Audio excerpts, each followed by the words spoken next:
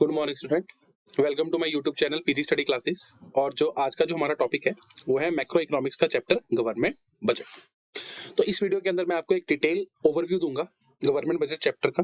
तो अगर आपने इससे पहले गवर्नमेंट बजट चैप्टर को नहीं पढ़ा तो आपके लिए वीडियो बहुत ज्यादा जरूरी होगी, क्योंकि इसके अंदर आप कंप्लीट गवर्नमेंट बजट को अच्छे से रिवाइज कर पाओगे। या अगर आपने पहले पढ़ भी रखा है ना तो भी आपके लिए फायदेमंद होगा, क्योंकि मैं इसको आपको कंप्लीट एक रिवीजन दे दूंगा आपको, जिससे आपको जो जो मेन कॉन्सेप्ट्स होंगे उनको रिमेंबर करने में, उनको रिवाइज करने में आसानी रहेगी। चलो तो स्टार्ट करते हैं अपनी वीडियो को। और जो पुरानी चैप्टर्स हैं हमारे, उनकी लिंक जो है वो मैंने डिस्क्रिप्शन में डाल दी है, आप वहां पर जाके भी क्या कर सकते हो, चेक कर सकते हो।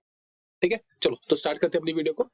देखो बजट क्या होता है। नॉर्मली हमारे घर के अंदर, बड़ी बड़ी फैक्ट्रीज के अंदर, हर जगह पर क्या बनता है, एक बजट तैयार होता है, जिसमें हम ये देखते हैं कि हमारे पास कितना पैसा है और कैसे उस पैसे को हमने क्या करना है, खर्च करना है। ठीक है ना। तो ऐसे ही गवर्नमेंट जो है वो देश का बजट तैयार करती है। ऐसे हर स्टेट गवर्नमेंट भी अपनी स्टेट का बजट तैयार करती है और सेंट्रल गवर्नमेंट भी क्या करती है, पूरी कंट्री का बजट तैयार करती है।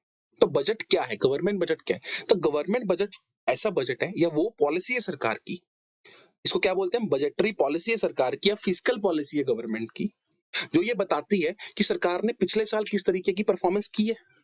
ठीक है ना। Which shows past performance of the government. Past performance मतलब कि पिछले साल सरकार को कितनी रिसिप्ट इकट्ठी हुई और कैसे कैसे सरकार ने उसको किस किस जगह पर एक्सपेंडिचर उसका किया।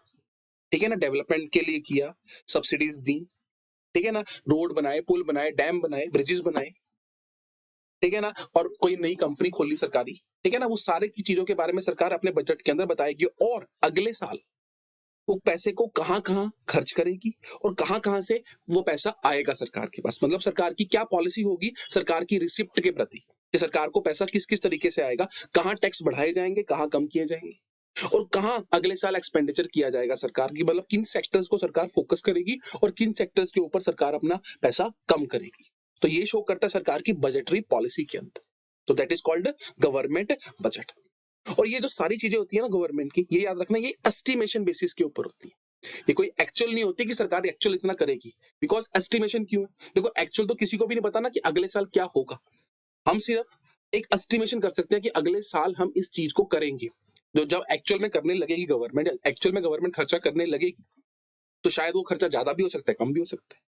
ठीक है ना। तो जो गवर्नमेंट बजट होता है ना, वो एक एस्टिमेशन बेसिस के ऊपर होता है कि एस्टिमेटेड सरकार की कितनी रिसिप्ट्स होंगी और कितना एक्सपेंडिचर होगा अगले साल, और पिछले साल उन्होंने कैसे कैसे परफॉर्मेंस की है।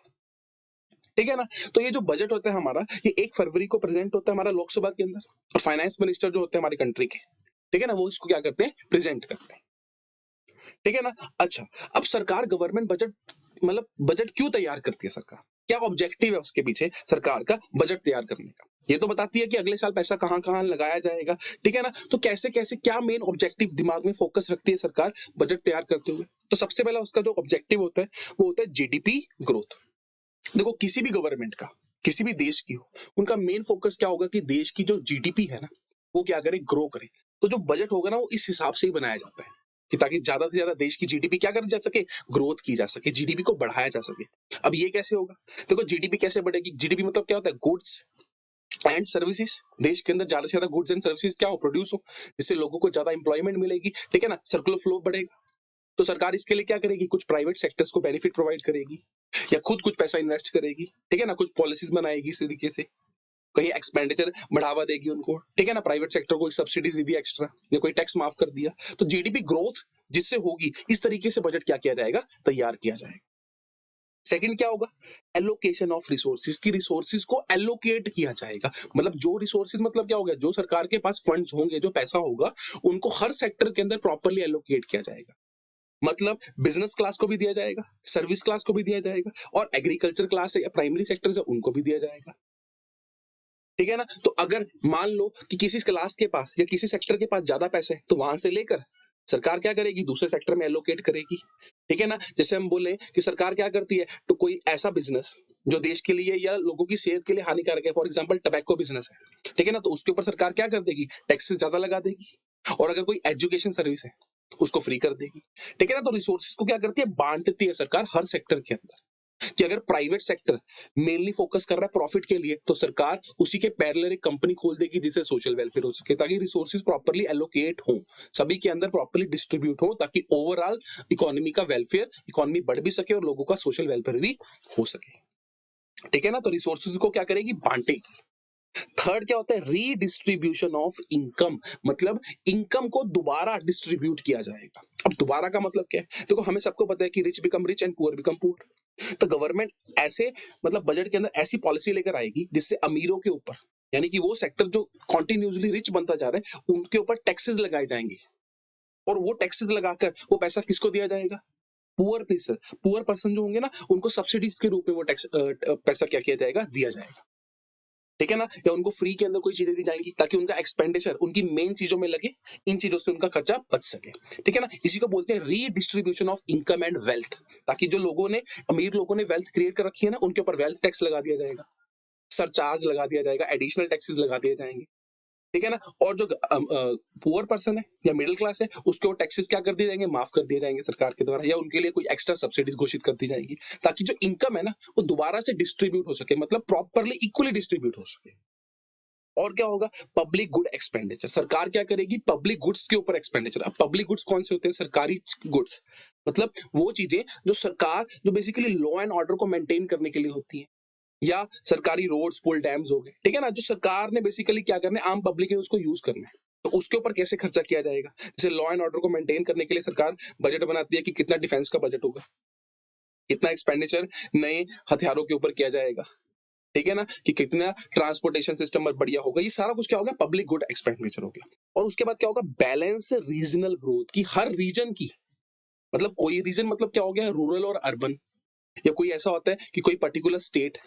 ठीक है ना। तो हर रीजन की इक्वल ग्रोथ हो सके, इसके लिए सरकार काम करेगी। तो मान लो कोई ऐसी स्टेट है, ठीक है ना, लेट्स से अगर हम बोले बिहार है या झारखंड है, वहां पर कंपनीज नहीं जा रही हैं, वहां पर प्रॉपर्ली उनकी उधर उन स्टेट्स को अच्छा टैक्स रेवेन्यू नहीं आ रहा, तो सरकार क्या करेगी, सरकार वहां पर SEZ सेटअप कर देगी। SEZ मतलब क्या होता है, स्पेशल इकोनॉमिक जोन। कि कंपनीज को बोलेगी कि वहां पर जाओ, और अगर आप वहां पर जाओगे तो आपको टैक्सेस माफ होंगे, टैक्स हॉलीडेज दिए जाएंगे, ठीक है ना, सब्सिडीज दी जाएंगी। तो ऐसे करके सरकार क्या करेगी, बैलेंस्ड रीजनल ग्रोथ।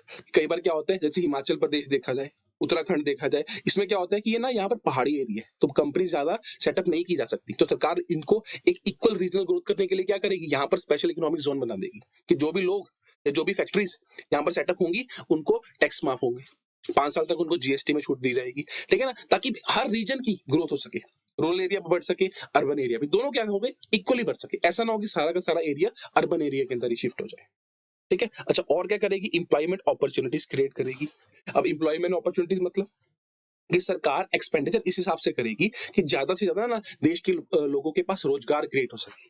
तो सरकार ऐसी कोई नई पॉलिसीज बनाएगी या किसी नए सेक्टर में इन्वेस्ट कर देगी। जैसे अभी बोले कि सरकार बोल रही है कि सोलर एनर्जी, ताकि उसमें इंप्लॉयमेंट क्रिएट किया जाए, या कोई स्कीम ले आएगी, मनरेगा जैसी स्कीम। ठीक है ना, Mahatma Gandhi national rural employment act, जिसके तहत क्या करते हैं कि 100 डेज का एक एम्प्लॉयमेंट क्या दी जाती है, गारंटी दी जाती है। तो ऐसी स्कीम्स इंप्लीमेंट की जाएंगी ताकि लोगों को रोजगार मिले, इंप्लॉयमेंट अपॉर्चुनिटी में अनएम्प्लॉयमेंट अलाउंसेस दे दिए जाएंगे। ठीक है ना, ताकि लोगों के अंदर इंप्लॉयमेंट बढ़ाई जा सके देश के अंदर। और क्या करेगी, और करेगी इकोनॉमिक स्टेबिलिटी। देखो इकोनॉमिक स्टेबिलिटी का मतलब क्या है, इकोनॉमी जो है उसमें कभी इन्फ्लेशन है, कभी डिफ्लेशन है। मतलब कभी तो पैसा बहुत ज्यादा सर्कुलेट हो रहा होता है और कभी पैसा बिल्कुल भी सर्कुलेट नहीं हो रहा होता। तो सरकार अपनी बजटरी पॉलिसी के तहत ना, अपनी फिजिकल पॉलिसी के तहत क्या करेगी, इकोनॉमी को स्टेबल करने की कोशिश करेगी। अगर मान लो कि बहुत ज्यादा इन्फ्लेशन है, मतलब महंगाई बहुत ज्यादा बढ़ चुकी है, ठीक है ना, तो RBI तो करेगा ही करेगा। RBI कैसे करेगा, RBI अपनी मॉनेटरी पॉलिसी के साथ करेगा। लेकिन जो गवर्नमेंट होती है ना, गवर्नमेंट अपने बजट में भी कुछ ऐसा करती है जिसको हम बोलते हैं फिस्कल पॉलिसीज, कि सरकार अपनी फिस्कल पॉलिसी के तहत भी इकोनॉमी को स्टेबल करने की कोशिश करेगी, ताकि ज्यादा इन्फ्लेशन ना हो, बिजनेसेस जो हैं वो रिसेशन में या डिप्रेशन में ना जाए। ठीक है ना, तो ऐसा क्या करेगी, अगर मान लो बहुत ज्यादा इकोनॉमी में इन्फ्लेशन है, महंगाई बहुत ज्यादा बढ़ चुकी है, तो सरकार अपना एक्सपेंडिचर कम कर देगी, टैक्सेस बढ़ा देगी, सब्सिडीज कम कर देगी, ताकि लोगों के हाथ से पैसा खींचा जा सके। या इकोनॉमी में बहुत ज्यादा डिफ्लेशन है, इकोनॉमी स्टेबल नहीं हो रही, तो सरकार खुद नए नोट प्रिंट करना शुरू कर देगी पहले, या RBI को बोल देगी, या ज्यादा एक्सपेंडिचर करना शुरू कर देगी सरकार। ठीक है ना, जिससे इकोनॉमी क्या हो सके, एक तरीके से स्टेबल आ सके। ठीक है, तो ये सारे ऑब्जेक्टिव होते हैं गवर्नमेंट बजट की। जब भी सरकार एक बजट तैयार करेगी ना, तो इन चीजों को ध्यान में रखकर ही तैयार किया जाएगा, यानी कि जो बजट बनाया जाएगा वो मेनली इन चीजों को फोकस में रखकर बनाया जाएगा। That is called government budget. देखो अब हम बात करते हैं कंपोनेंट्स ऑफ गवर्नमेंट बजट की। भाई गवर्नमेंट बजट के अंदर कंपोनेंट्स मतलब इसके अंदर क्या क्या चीजें होती है। देखो इसमें दो ही चीजें होती हैं, एक होती है हमारे पास रिसिप्ट और दूसरी क्या होती है, दूसरी होती है हमारे पास पेमेंट। देखो रिसिप्ट का मतलब क्या है कि कहां से पैसा आएगा सरकार को, और पेमेंट मतलब कहां सरकार इस पैसे को क्या करेगी, खर्च करेगी, या पेमेंट बोल सकते हैं या बोल सकते हैं इसको हम एक्सपेंडिचर। तो रिसिप्ट मतलब कहां से पैसा आएगा और पेमेंट मतलब या एक्सपेंडिचर मतलब कहां पर पैसा खर्च किया जाएगा। यही दो कंपोनेंट्स होते हैं किसके, गवर्नमेंट बजट के। तो अब रिसिप्ट कितने टाइप की होती है, देखो मतलब सरकार के पास पैसा कहां कहां से आएगा। तो सरकार के पास दो ही रिसिप्ट होती है, एक होती है कैपिटल रिसिप्ट, एक होती है रेवेन्यू रिसिप्ट। देखो दो टाइप की रिसिप्ट है, मतलब दो तरीके से सरकार के पास पैसा आ सकता है, या तो कैपिटल रिसिप्ट से या रेवेन्यू रिसिप्ट से। देखो अब कैपिटल रिसिप्ट क्या होगी, कैपिटल रिसिप्ट वो रिसिप्ट हैं जो या तो सरकार की लाइबिलिटीज बढ़ा देंगी या एसेट्स को कम कर देंगी। मतलब इसका मतलब ये है कि ये सरकार की एक्चुअल में फ्री फंड की कमाई नहीं है, इससे देश की एसेट्स या लाइबिलिटी के ऊपर इंपैक्ट पड़ेगा। मीनिंग देखो पैसा आना मतलब मान लो कि सरकार ने बोरोइंग्स कर ली, लोन ले लिया कहीं से बाहर, तो रिसिप्ट तो है, पैसा तो आया, लेकिन क्या ये सरकार की इनकम है, नहीं। ये सरकार का फ्री फंड का पैसा है, नहीं। इसने सरकार की क्या कर दी, लायबिलिटी को बढ़ा दिया, क्योंकि बोरिंग ली है बाहर की कंट्री से, लोन लिया है बाहर की कंट्री से, तो देश के ऊपर क्या बढ़ गई, एक तरीके से लायबिलिटी क्रिएट होगी। या सरकार क्या कर देगी, डिस इन्वेस्टमेंट कर देगी। अब डिस इन्वेस्टमेंट का मतलब क्या होता है कि जब गवर्नमेंट अपनी सरकारी कंपनी में से कुछ हिस्सा आम पब्लिक लोगों को या बाहर के लोगों को क्या कर देगी, सेल कर देगी, सोल्ड आउट कर देगी, that is called disinvestment. जब सरकार अपनी सरकारी कंपनी के अंदर कुछ हिस्सा बेच देती है, ठीक है ना। तो देखो जब सरकारी कंपनी के अंदर हिस्सा बेचा जाएगा तो एसेट्स गवर्नमेंट की क्या होंगी, बढ़ेंगी कम होंगी, कम होंगी, एसेट्स रिड्यूस होंगी, ठीक है ना। तो कैपिटल रिसिप्ट कौन सी रिसिप्ट होंगी, जिनसे पैसा तो आएगा लेकिन या तो सरकार की लायबिलिटी बढ़ जाएगी लाइक बोरिंग्स, या सरकार की एसेट्स कम हो जाएंगी, ठीक है ना। अच्छा दूसरी रिसिप्ट कौन सी होती है, रेवेन्यू रिसिप्ट। तो रेवेन्यू रिसिप्ट कौन सी रिसिप्ट, सरकार की एक तरीके से इनकम या फ्री फंड का सरकार के पास पैसा, जिससे ना ही कोई लायबिलिटी और ना ही कोई एसेट कम होगी, ना कोई लायबिलिटी बढ़ेगी ना ही कोई एसेट बढ़ेगी। और ये दो टाइप की होती है। देखो normally tax receipt and non tax receipt. देखो टैक्स रिसिप्ट क्या हो गया, GST, income tax, wealth tax, gift tax, ये सारे टैक्सेस क्या है, ये सरकार की क्या है, डायरेक्ट इनकम है, ठीक है ना, रेवेन्यू इनकम है, रेवेन्यू रिसिप्ट। ना एसेट बढ़ी ना एसेट कम हुई ना लायबिलिटी क्रिएट हुई, लेकिन सरकार की इनकम है, ठीक है ना। तो एक होता है डायरेक्ट टैक्स, एक होता है इनडायरेक्ट टैक्स। देखो डायरेक्ट टैक्स कौन सा होता है, इनकम टैक्स, जो उसी व्यक्ति के ऊपर लगता है वही पे करेगा, ठीक है ना। और इनडायरेक्ट टैक्स क्या होता है, जो लगता किसी और के ऊपर है लेकिन पे किसी और को करना पड़ता है। फॉर एग्जांपल जीएसटी, जो लगता तो दुकानदार के ऊपर है, बिजनेस के ऊपर है, लेकिन वो चार्ज किससे करते हैं, कस्टमर से करते हैं। उसके बाद होता है progressive tax and regressive tax. देखो प्रोग्रेसिव टैक्स क्या होता है कि जैसे जैसे आपकी इनकम बढ़ती जाएगी ना, वैसे वैसे टैक्सेशन सिस्टम भी क्या होता जाएगा, बढ़ता जाएगा। कि मान लो कि अगर आपकी इनकम महीने की 1 लाख रुपए, उसके ऊपर आपका कोई टैक्स नहीं, लेकिन अगर आपकी इनकम 1 से लेकर 5 लाख के बीच में है, मैं वैसे एग्जांपल दे रहा हूँ, ठीक है ना, कि अगर आपकी इनकम 1 से लेकर 5 लाख के बीच में है, आपके पास 5% टैक्स लग गया, 5 से 10 है 10% लग गया, 10 लाख से 15 लाख के बीच में 15% लग गया, ठीक है ना। तो ऐसे टैक्सेस होंगे जो आपके ऊपर क्या होंगे, चार्ज होते रहेंगे, ठीक है ना। तो that is called progressive tax. और एक रिग्रेसिव टैक्स होता है। रिग्रेसिव मतलब क्या, कि जैसे जैसे इनकम बढ़ती जाएगी टैक्स कम नहीं होता जाएगा, tax will be stable. Meaning कि अगर मान लो आपकी इनकम 1 लाख रुपए, तब भी आपको 10% टैक्स देना पड़ेगा। अगर आपकी इनकम 10,000 है तब भी आपको 10% टैक्स देना पड़ेगा। तो that is called regressive tax, कि मतलब टैक्स उतना ही है, इनकम बढ़े चाहे कम हो। तो देखो इसमें अमीरों को तो फायदा है, जिसकी इनकम 20 लाख है या 50 लाख है या 1 करोड़ रुपए, वो 10% दे देगा उसको। लेकिन जो बेचारा गरीब इंसान है जिसकी इनकम 10,000 है, उसके ऊपर भी सेम टैक्स लग रहा है, ठीक है ना। तो दैट इज कॉल्ड रिग्रेसिव। और एक होती है नॉन टैक्स रिसिप्ट, मतलब सरकार को टैक्स के अलावा भी रिसिप्ट होती है, फीस, जो सरकारी संस्थाओं के अंदर हम जाते हैं उसकी फीस पे करते हैं, तो that is the government income. Fines, चालान जो हमारी सरकार काटती है वो भी सरकार की क्या एक तरीके से इनकम है। देखो एक होता है स्चीट। स्चीट मतलब क्या होता है कि जब कोई व्यक्ति उसकी डेथ हो जाए और उसका कोई लीगल हायर ना हो, लीगल हायर मतलब उसका कोई नॉमिनी ना हो, तो वो जो सारा पैसा उसका होता है ना, वो किसके पास चला जाता है, गवर्नमेंट के पास चला जाता है, दैट इज कॉल्ड स्चीट। तो वो भी गवर्नमेंट की क्या है, इनकम। एक होता है स्पेशल असेसमेंट। देखो जब गवर्नमेंट कोई डेवलपमेंट प्रोजेक्ट लेकर आती है ना आपके एरिया के अंदर, तो उसकी वजह से आपकी जो प्रॉपर्टी है उसकी वैल्यू क्या हो जाती है, बढ़ जाती है। तो सरकार क्या बोलती है, सरकार एक टैक्स लगाती है स्पेशल असेसमेंट टाइप। वो बोलती है कि देखो हम हमारी वजह से, सरकार की रोड बनने की वजह से आपकी एसेट की वैल्यू क्या हुई है, इंक्रीज हुई है ना, तो आप भी इसके अंदर कुछ कंट्रीब्यूशन करो। ताकि ये एरिया डेवलप हो। तो वो भी सरकार की क्या होती है, इनकम होती है। एक होता है सेल ऑफ स्पेक्ट्रम, तो सरकार 2G 3G आपने 4G सुना होगा, जो ये रेडिएशन होती हैं, जो टावर्स लगते हैं, ठीक है ना, इनके सिग्नल्स को सरकार एक तरीके से ये भी सेल आउट होते हैं। और डोनेशन, ये भी सरकार की बहुत बड़ी इनकम है कि बाहर की कोई कंट्री इंडिया को डोनेशन देते या हमारे देश के अंदर लोग डोनेशन देते, तो ये भी सरकार की एक तरीके से क्या होगी, रिसिप्ट होगी, ठीक है ना। तो रिसिप्ट जो होती है वो दो टाइप की होती है, कैपिटल एंड रेवेन्यू, और रेवेन्यू में दो टाइप के, tax and non tax receipt. अच्छा, उसके बाद बात करते हैं एक्सपेंडिचर। तो एक्सपेंडिचर भी दो टाइप के होते हैं, revenue expenditure and capital expenditure. देखो रेवेन्यू एक्सपेंडिचर कौन से होते हैं, ये वो खर्चे होंगे जो ना ही कोई एसेट क्रिएट करेंगे और ना ही कोई लायबिलिटी रिड्यूस करेंगे। मतलब आपने खर्चा किया लेकिन उससे आपकी कोई एसेट बनी नहीं, ना ही आपकी कोई लायबिलिटी कम हुई, यानी कि सरकार के फ्री फंड के खर्चे। लाइक सरकार जो डिफेंस के ऊपर खर्चा कर रही है, अब सरकार की उससे कोई एसेट क्रिएट नहीं हो रही, ना कोई लायबिलिटी, लेकिन सरकार को करना पड़ रहा है, तो that is the revenue expenditure. Old age pension दी जा रही है, जो इंटरेस्ट ऑन लोन दिया, देखो जो लोन लेती है सरकार, वो तो सरकार की क्या है, रिसिप्ट है, ठीक है ना। और कौन सी, कैपिटल, क्योंकि वो सरकार की लायबिलिटी को क्या कर रही है, इंक्रीज कर रही है, बढ़ा रही है। लेकिन जो उसके ऊपर इंटरेस्ट दिया जा रहा है वो तो फ्री फंड का है ना, उससे सरकार की कोई एसेट लायबिलिटी में फर्क नहीं पड़ रहा। तो that interest on loan is revenue expenditure. अब कैपिटल एक्सपेंडिचर कौन सा होगा, जो या तो एसेट क्रिएट करेगा या लायबिलिटी को कम कर देगा। जैसे सरकार ने एक बिल्डिंग बना ली, रोड बना लिया, नई कंपनी बनाती सरकार ने, कोई गवर्नमेंट कंपनी बनाती, तो उससे क्या हुआ, खर्चा तो हुआ, लेकिन सरकार की एसेट क्रिएट होगी जिससे सरकार को फ्यूचर में फायदा होगा। या सरकार अपने लोन की रीपेमेंट करते, जो बाहर से लोगों से लोन लिया था उसको पे करते, तो उससे क्या होगा, पैसा तो गया, खर्चा तो हुआ, लेकिन लायबिलिटी भी क्या हो गई, कम हो गई, ठीक है ना। तो दो टाइप के हमारे पास कंपोनेंट्स होते हैं, रिसिप्ट्स एंड एक्सपेंडिचर। और रिसिप्ट्स आगे कितने टाइप की होती है, कैपिटल एंड रेवेन्यू रिसिप्ट। और एक्सपेंडिचर भी दो टाइप के होते हैं, कौन से, revenue expenditure and capital expenditure. चलो, तो अब हम बात करते हैं डेफिसिट। देखो डेफिसिट मतलब क्या होता है, एक तरीके से जब एक्सपेंडिचर जो होते हैं, जो खर्चे होते हैं ना, वो ज्यादा हो और रिसिप्ट्स कम हो आपके पास, तो आपको क्या होगा, घाटा बोलते हैं इसको नॉर्मली, ठीक है ना, कि आपको क्या होगा, डेफिसिट होगा, ठीक है। एक होता है डेफिसिट, एक होता है सरप्लस। एक होता है डेफिसिट, एक होता है नॉर्मली सरप्लस। देखो जब आपकी रिसिप्ट्स, आपकी कमाई ज्यादा हो और खर्चे कम हो, तो आपको पास जो पैसा बचेगा that is the surplus money.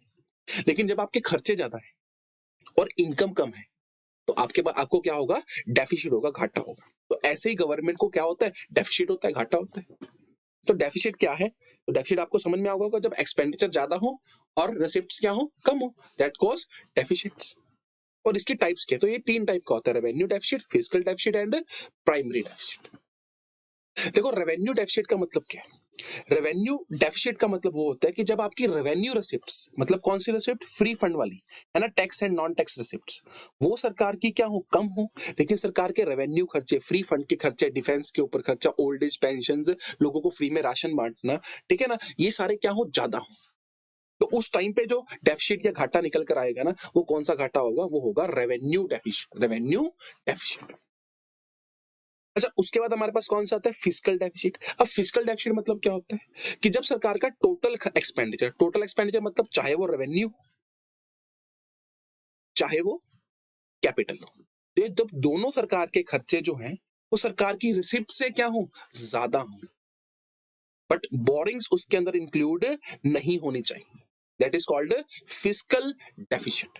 देखो इसको एक और एग्जांपल से भी समझते हैं कि बोरिंग्स इंक्लूड नहीं क्यों नहीं होनी चाहिए। देखो जब सरकार का टोटल खर्चा, तो मान लो सरकार का रेवेन्यू एक्सपेंडिचर था 60,000 करोड़ का और कैपिटल एक्सपेंडिचर कितना था सरकार का, 40,000 करोड़ का, ठीक है ना। तो अब कितना हो गया, 1,00,000 करोड़ का सरकार का क्या था, खर्चा था।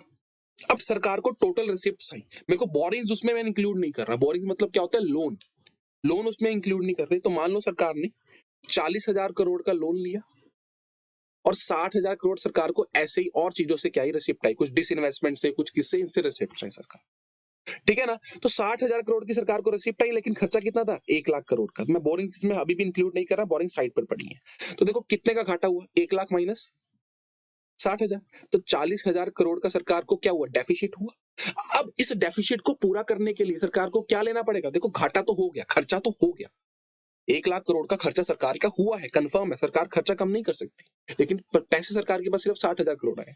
सरकार के पास ऑप्शन क्या बचा, सरकार के पास ऑप्शन बचा लोन लेने का, ठीक है ना। तो इसीलिए बोरिंग्स को इंक्लूड नहीं करते। तो अगर आप बोरिंग्स को मान लो इंक्लूड कर देते तो आप क्या, फिर आपके पास रिसिप्ट क्या होती, टोटल रिसिप्ट क्या होती, 60,000 करोड़ प्लस 40, 1 लाख ही होती।